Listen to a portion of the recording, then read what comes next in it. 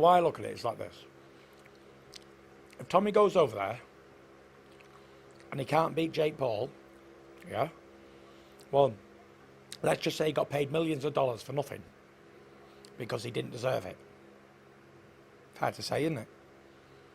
And he would have never won any type of belt in England, the central area, nothing. Ever. If he can't beat Jake Paul. So, that means he's earned money for nothing in a pretend fight. So, no pressure, just saying how it is. And that's it. I'm not putting pressure on him by saying it. I think he knows that, and everybody knows that. And if that makes him pressurised, then he's in the wrong game. Your reaction to Tommy's fight with Jake Paul being confirmed today for August the 6th in New York at Madison Square Garden? Fantastic. It's been a lot back and forth. It's on itself. I mean, it's a great fight for them both. You know, Jake Paul's only just started boxing 2-3 years ago. Got a load of professional people around him, training him how to do what he's got to do. Tommy's been boxing all his life. You know, it's a great fight for him. In that little world of, I'm a boxer, anybody can be a boxer, it's fantastic. Listen, we just heard there from Tyson Fury. Obviously, we're going to go through more of the bits, but let me tell you now off the rip.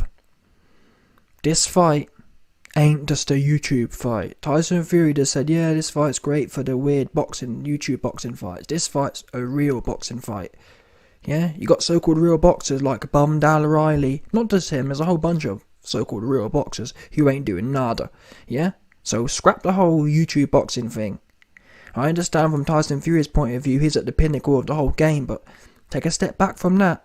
This fight is the best lower level kind of fight there is right now in terms of competitive skill level.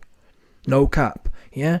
Because people like Bum Dal O'Reilly, who he fighting? Don't no one know. In fact, we do. The only thing we do know about Bum Dal O'Reilly's opponents is that they're useless dossers who have been chinned a whole bunch already. Yeah? So let's give this fight the just deserves. I'm gonna give the JP. I've been gave the JP a lot of credit. Yeah, he 2-3 years in, and he's taking on a top level light heavyweight, top level cruiserweight, someone his own weight who's been doing it a lot longer, etc, etc. Timmy, I'll give him a little bit of credit, but in my opinion, Timmy's doing what he's supposed to do. Timmy's supposed to win this fight. Yeah, this for me is almost like Vidal Riley knocking over a bum.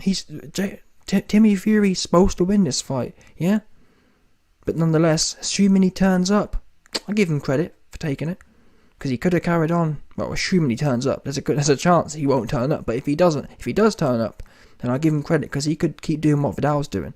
Yeah, Vidal Riley, he don't want to get chinned by the JP. He want to keep fighting random scrubbers.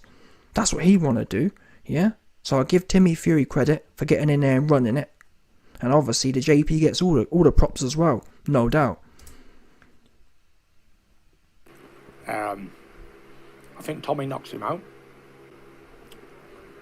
Tommy's got to believe in himself. Go over there and put on a show and enjoy it. Cap. Wait a minute.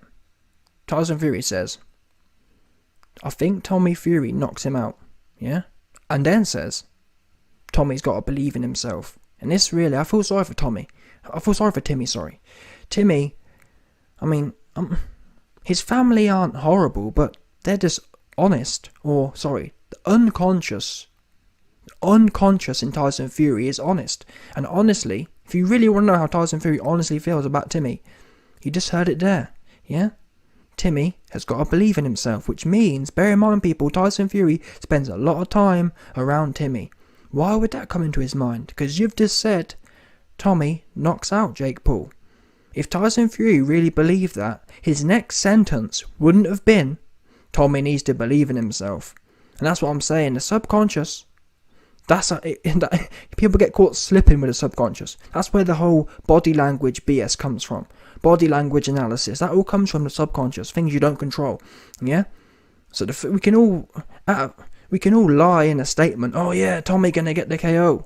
What you can't do is, well, clearly what Tyson Fury couldn't change or control was what come next, which was the truth. Yeah, Tommy Fury gonna get the KO. Oh, but he needs to believe in himself. What that really means is that Tyson Fury, who knows his brother doesn't have a lot of confidence, and his brother doesn't believe in getting the KO.